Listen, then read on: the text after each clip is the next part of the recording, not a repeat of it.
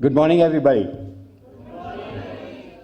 Dear esteemed Chief Guest Sunita Narayan, founders and people who have created ISDM, faculty, partners, students, your parents, your well-wishers, your relatives, your better halves, my colleagues at ISDM, my dear wife, a very good morning to all of you.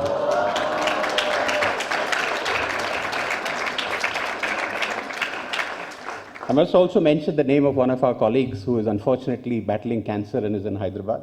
I'm sure she would have loved to be here. So I'll call out to Rohini.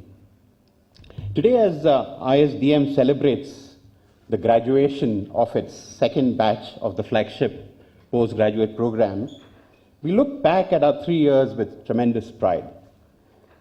And we look ahead with audacious aspirations to make a huge difference to the way social purpose organizations are led and managed, and in turn to a vision of a far more just, equitable, humane, and sustainable society. Our work at ISDM reaches out to various stakeholders in the ecosystem for development, leadership, and management. I can say with a lot of pride and joy that our work has been received very well, and we have been joined by the most respected individuals and organizations in our journey. The best example of this was recently at the campus placement process, where we saw students who have come to study at ISDM from all corners of the country being interviewed and hired by organizations working in all corners of the country. I believe that in the next decade and a half, most of the graduating students of ISDM will be CEOs and leading some of the most respectable social purpose organizations in the country.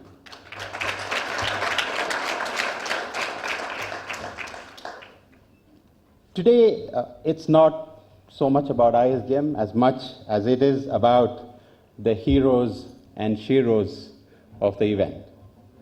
I'd like to now address the graduates.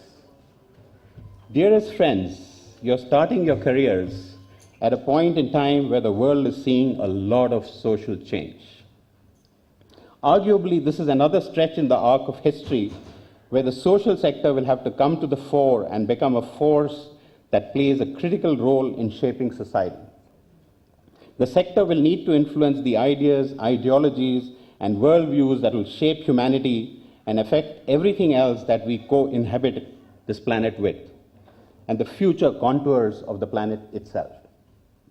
One thing we all know as development professionals is to start by having an idea of what we collectively aspire for as a desirable society. If one looks ahead at what the society looks like in the years to come, I see two big things standing out at me. One, 80% of today's jobs will be gone and automated. These job losses will affect the poorest and the most marginalized sections of the society way more than it will the more privileged sections. The good news is that the social sector jobs are not going anywhere. The climate conditions, whether it's declared or not, is an emergency. And we don't need to look beyond our own houses, our towns and cities, our lakes, our rivers, our oceans, our weather and climate, and indeed all sorts of illnesses that we suffer from. And who is affected by these changes? Everyone indeed, but more so the poorest of the poor and the most marginalized. The lowest sections of the socioeconomic sections of society bear the brunt of all this. Women bear the brunt of all this. The aged, the disabled, the lesser races, the lower castes, about 90% of the world. While the more privileged 10%, turbocharged with their access to capital and power, are catastrophically driving the world in these directions. Though they might be forgetting that everyone and everything in our world is interconnected, and anything that's going to affect 90% of the world will surely affect the 10% too. While most of what I said so far are visible and likely to draw your attention, there are some very strong forces that are also shaking the foundations of society. Ideas that define the lives of individuals, societies, states, and markets for the last 2 centuries. ideas of liberty, equality, and fraternity.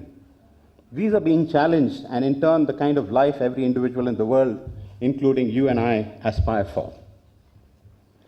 Vladimir Putin, a powerful leader, recently talked about the end of liberalism. One would, of course, expect this from a leader in Russia where, maybe along with China, the idea of liberalism itself had never taken roots. And I quote, "The liberal idea has become obsolete. It has come into conflict with the interests of the overwhelming majority of the population."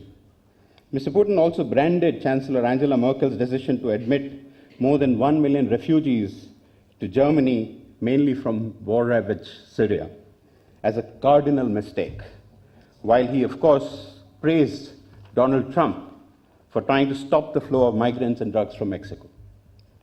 There are more leaders across the world, with some exceptions, like my favorite head of state, Prime Minister of New Zealand, Jacinda Ardern, who echo these sentiments about liberalism.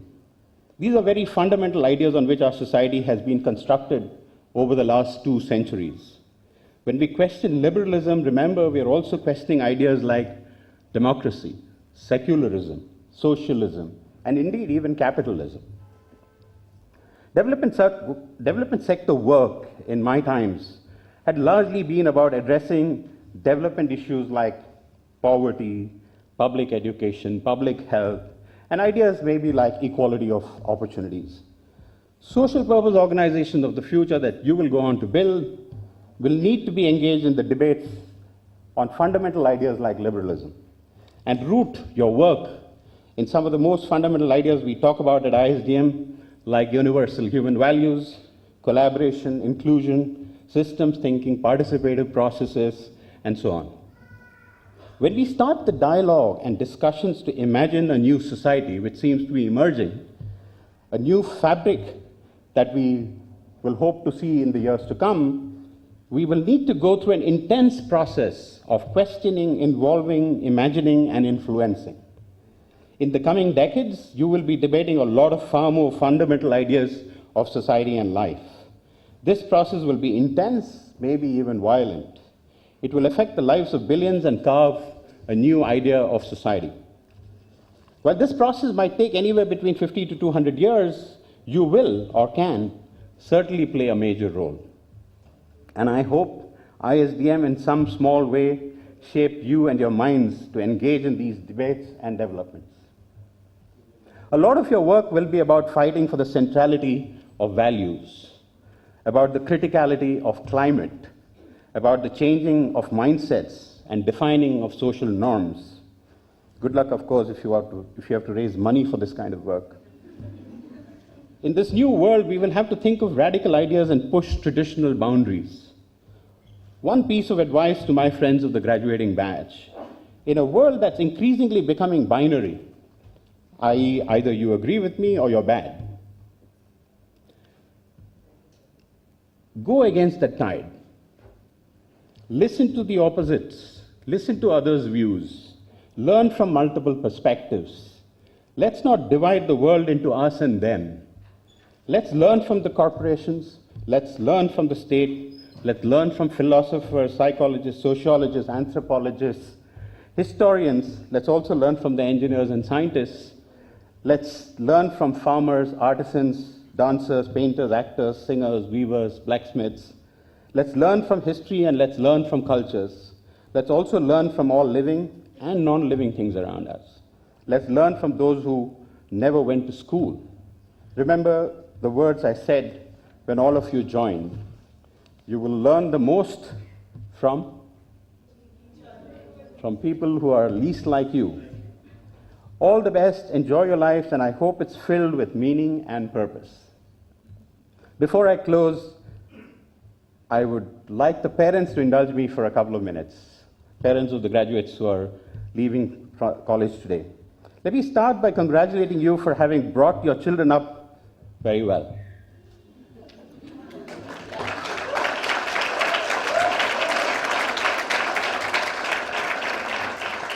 And made them into amazing human beings.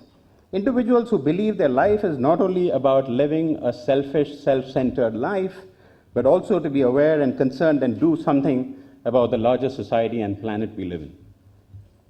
Please, please continue to believe in them. I have spoken to most of them. Believe me, they need you more than anybody. They are not choosing a career in the social sector to upset you or to go against your wishes. They love you and they care a lot for your opinions. They may not show it. They come and tell us all that.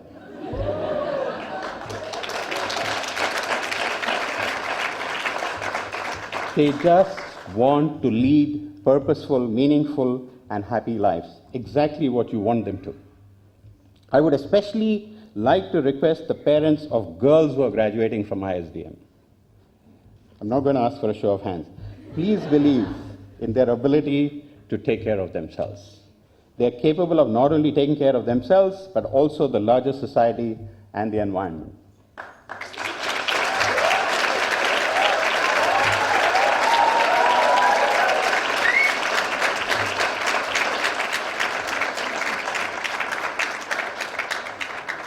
All they need from you is your belief in them more than that they need a husband.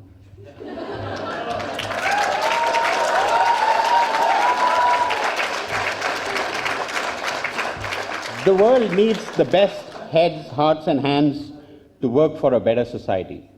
I don't think the world has required this even more than it is today in the last several decades. We don't need the best heads, hands, and hearts to go and sell more soap and shampoos, or get more people to drink and eat unhealthy things, or to automate things in the world which will get rid of 80% of the jobs and replace humans with technology. Your children, the graduates of ISDM, are among the country's best heads, hearts, and hands.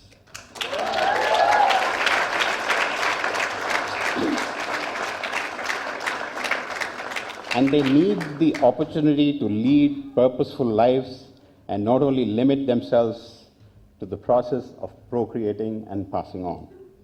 Thank you once again for the support you've given ISDM and our dreams of a great society and environment for one and all. Thank you all for being here and giving your time and supporting us in the work that we're doing. I hope you enjoy the rest of the proceedings. Thank you very much.